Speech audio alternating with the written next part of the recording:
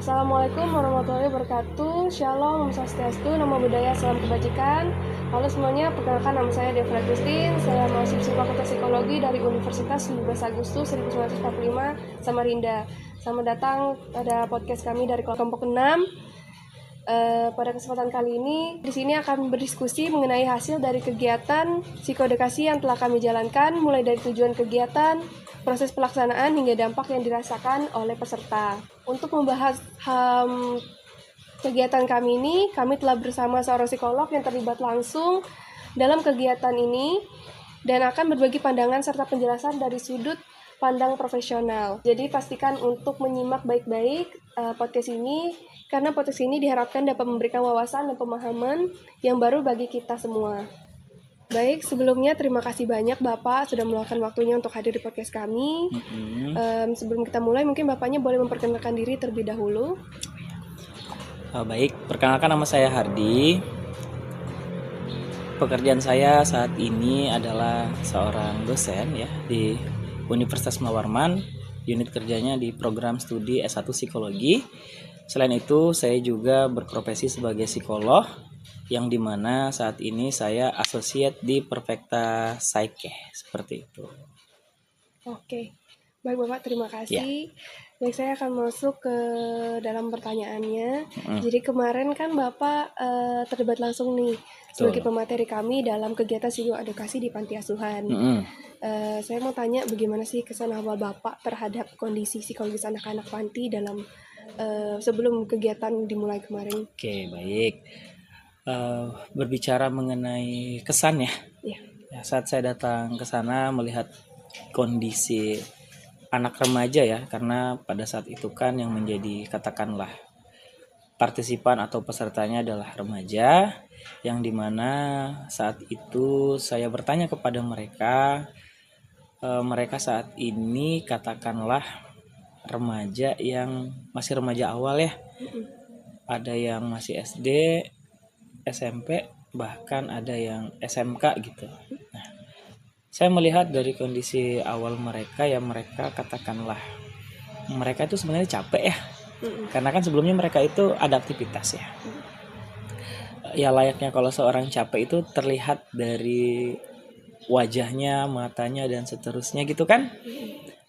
Namun di satu sisi pada saat saya memaparkan materi, saya berusaha untuk mengajak mereka untuk bisa katakanlah paham dengan apa yang saya berikan kepada mereka. Lebih tepatnya pengetahuan-pengetahuan yang saya berbagi dengan mereka, seperti itu, tentang karir, tentang masa depan, dan tentang potensi diri, seperti itu.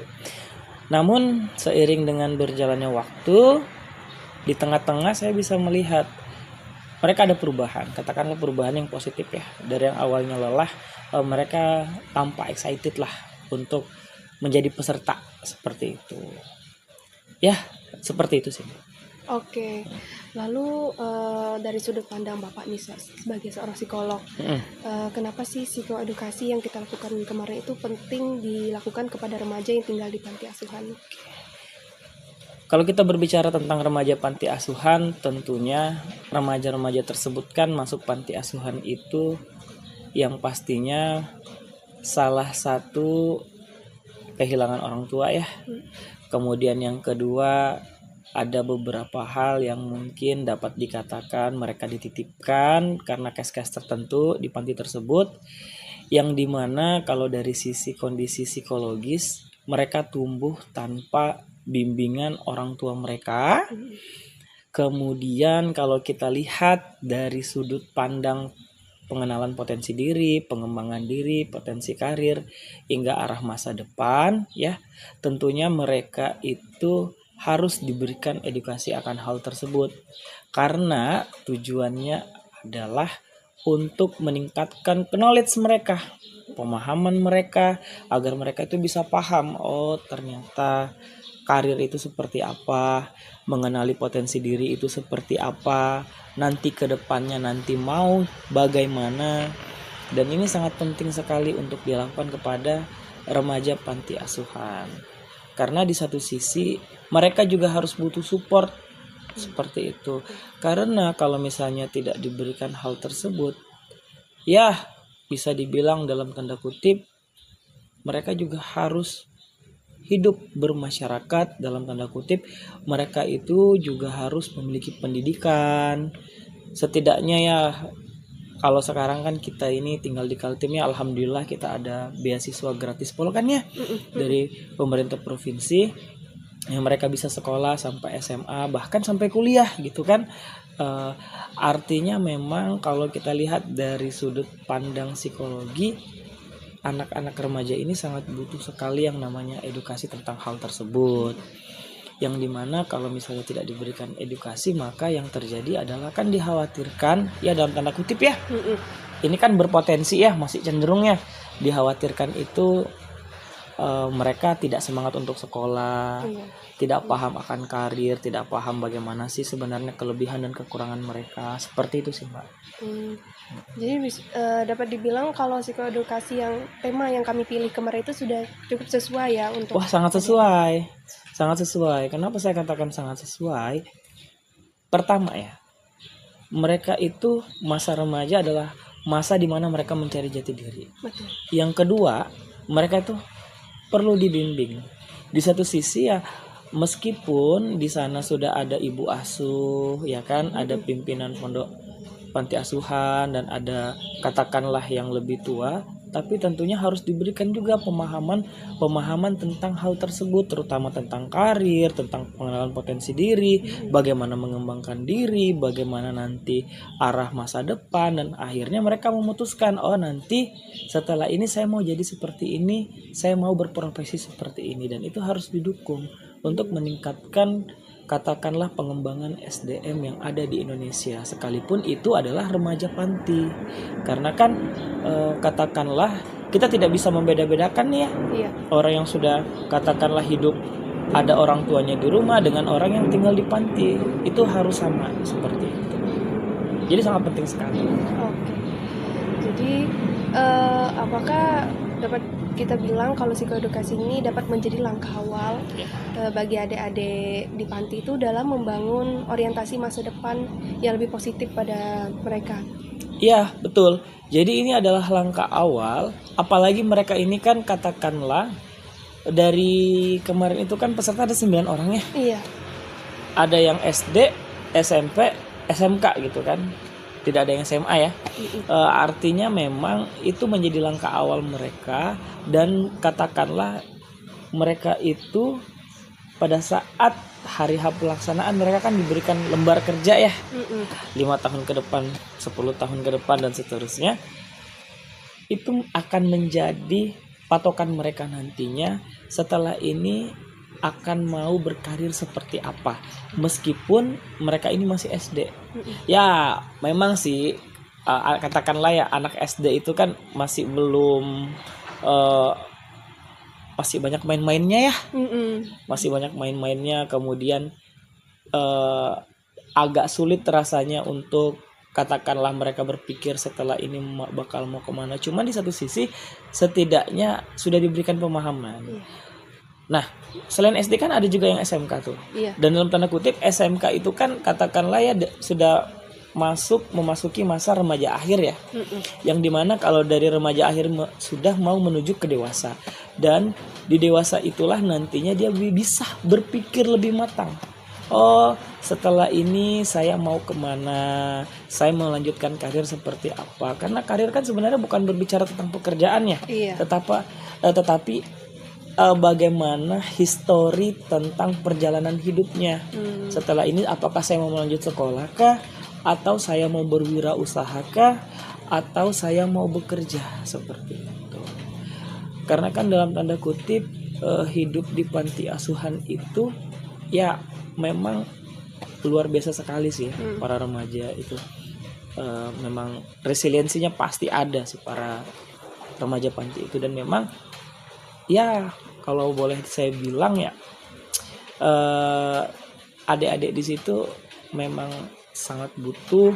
Kemudian juga itu menjadi langkah awal dan itu menjadi sangat positif sekali, apalagi mereka nanti bisa meneruskan. Artinya meneruskan gak cuma sampai di sini saja, mereka bisa katakanlah oh ada perencanaan hidup, namanya itu adalah eh, merencanakan hidup, merencanakan masa depan lah ceritanya begitu. Oke, lalu Pak, dari pandangan Bapak sebagai seorang psikolog, Ya, manfaat psikologis apa yang paling terlibat pada anak-anak panti setelah mengikuti kegiatan psikoedukasi? oke. Yang pertama, awalnya kan mereka kelihatan lelah ya. Setelah penutup itu kita foto-foto, saya lihat anak-anak itu lebih ceria lah. Yang kedua, katakanlah mereka lebih semangat. Yang ketiga itu ada perubahan dari sisi behavior atau dari sisi perilaku yang cukup menonjol. Yang saya lihat dari mereka itu adalah ini loh, kan kalau misalnya ada orang asing datang mereka agak lebih tertutup ya. Iya. Tapi setelah itu kan mereka cukup mulai terbuka lah. Seperti itu. Ya, kurang lebih seperti itu sih, Mbak. Oke. Lalu menurut Bapak, seberapa penting keberlanjutan psikoedukasi seperti ini bagi perkembangan remaja di panti asuhan? Oke. Seberapa penting ya? Iya, sebenarnya. Oh ya. Ini sangat penting sekali, apalagi mereka mau melanjutkan, katakanlah kan kemarin sudah sempat disuruh isi lembar kerja ya. Iya. Nah, dalam tanda kutip itu mereka diminta untuk melanjutkan itu, nanti tinggal dilihat lagi 5 tahun dari sekarang apakah sudah sesuai dengan perencanaan yang mereka sudah buat atau tidak. Kalau misalnya mereka katakanlah tidak sesuai, berarti plan apa yang dia lakukan selain plan yang dia tuliskan di situ kan. Tentunya ada plan A, plan B, dan seterusnya. Dan kira-kira apa yang perlu diperbaiki kalau misalnya rencana 5 tahun ke depan itu tidak berjalan dengan sesuai dengan keinginannya. Dalam tanda kutip evaluasinya lah, seperti itu. Ya, dalam tanda kutip itu namanya self development, pengembangan diri sendiri dengan cara mengerjakan atau melihat kembali, merecall kembali tugas yang diberikan dari lembar kerja yang diberikan tahun 2026 ini. Seperti itu. Berarti 2031 ya? Iya. Seperti itu. Oke. Terus Pak nih, Ya. saya mau tanya gimana nih pandangan Bapak terhadap peran mahasiswa dalam memberikan psikoedukasi di komunitas seperti panti asuhan ini? Perannya ya? Perannya sangat membantu sekali. Artinya kan mahasiswa itu diberikan tugas oleh dosen ya, untuk memberikan yang namanya, lebih tepatnya memfasilitasi ya. Iya. Yang awalnya orang nggak tahu bisa jadi tahu nih. Yang awalnya katakanlah anak-anak ini meskipun dalam tanda kutip anak remaja yang tinggal di panti asuhan harus diberikan support juga. Artinya support itu diberikan ke knowledge. Artinya kegiatan-kegiatan ini sangat bermanfaat sekali, terutama yang diberikan oleh mahasiswa. Kan mahasiswa itu adalah agen of change ya, agen perubahan. Yang dimana salah satu perubahannya itu adalah memberikan manfaat bagi masyarakat. Masyarakatnya itu siapa? Remaja panti asuhan. Artinya ini menjadi langkah awal bagi teman-teman mahasiswa itu memang benar-benar bisa memberikan ilmu yang didapatkan di perkuliahan kepada masyarakat. Seperti itu. Oke. Lalu Pak, mengapa kegiatan psikoedukasi psikologi seperti ini itu penting untuk terus disosialisasikan kepada masyarakat luas? Ya. Ini kan tentang pengenalan potensi diri, pengembangan diri ya, karir sama orientasi masa depan. Ini penting untuk dilanjutkan apalagi oleh masyarakat luas ya tentunya. Karena memang pada dasarnya kalau misalnya ya ini kita lihat ya. Jadi begini.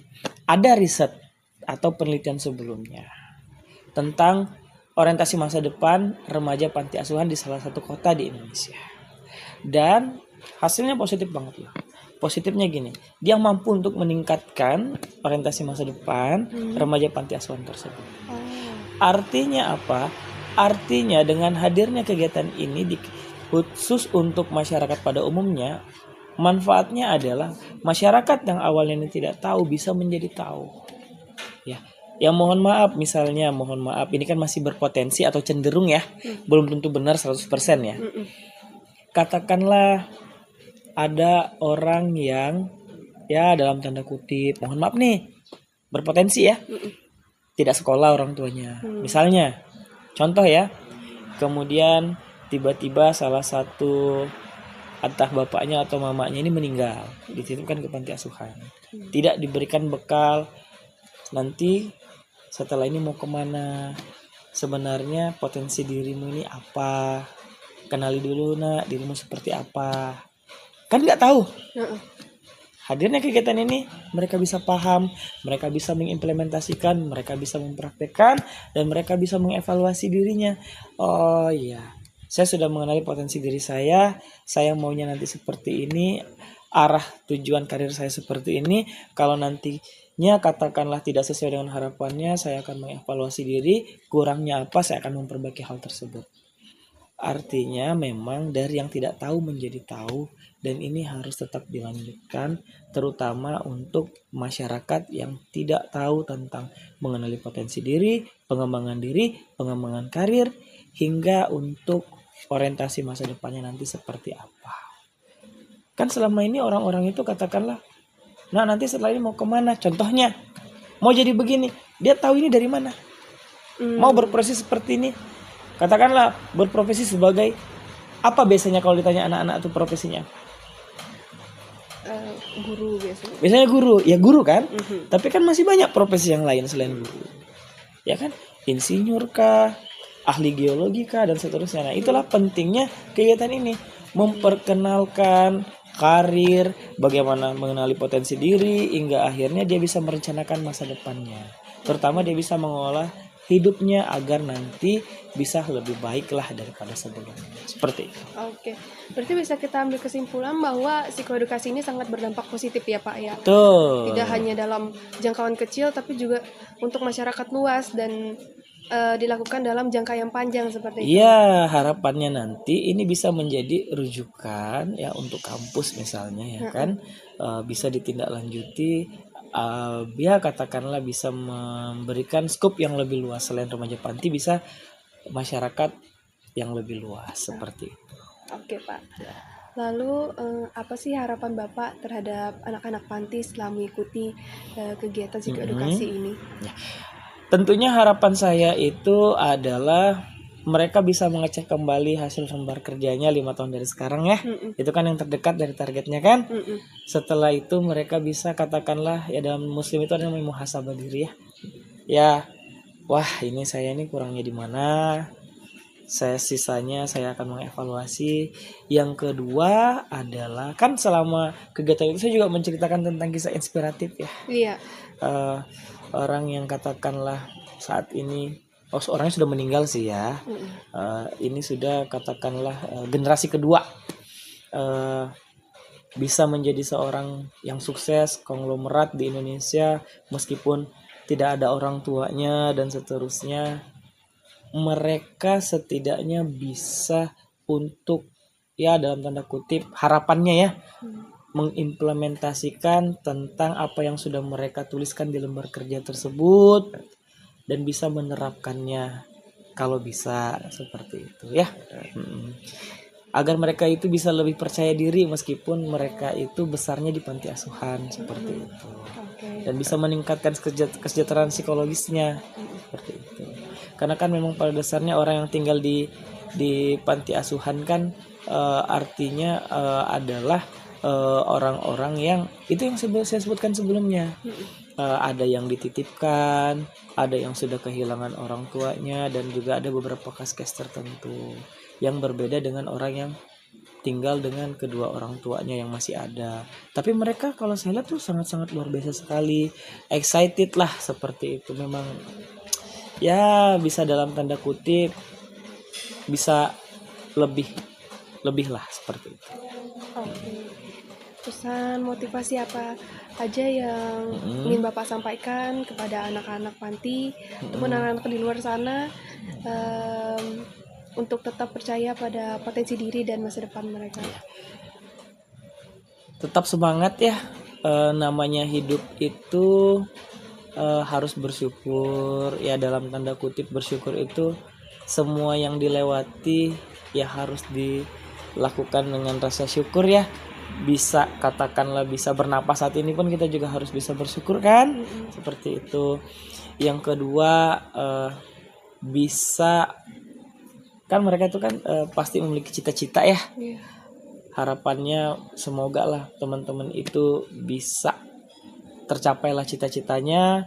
Kemudian motivasi saya untuk teman-teman remaja panti asuhan maupun masyarakat luas lainnya adalah tetaplah menggapai, katakanlah merencanakan karir.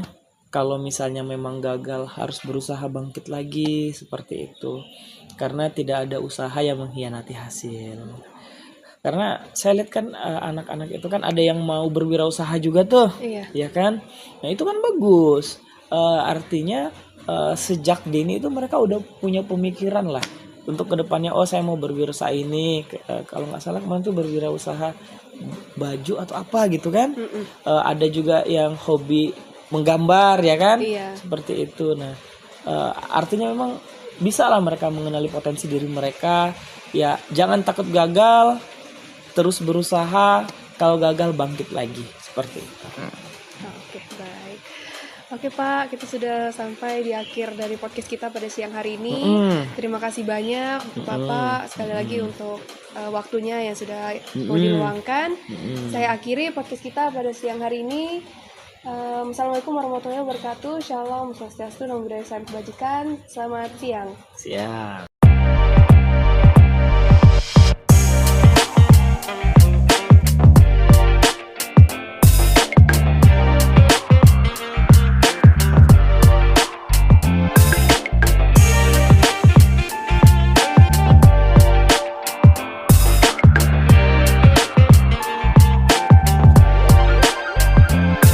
Inspirasi tanpa batas, you know who I am.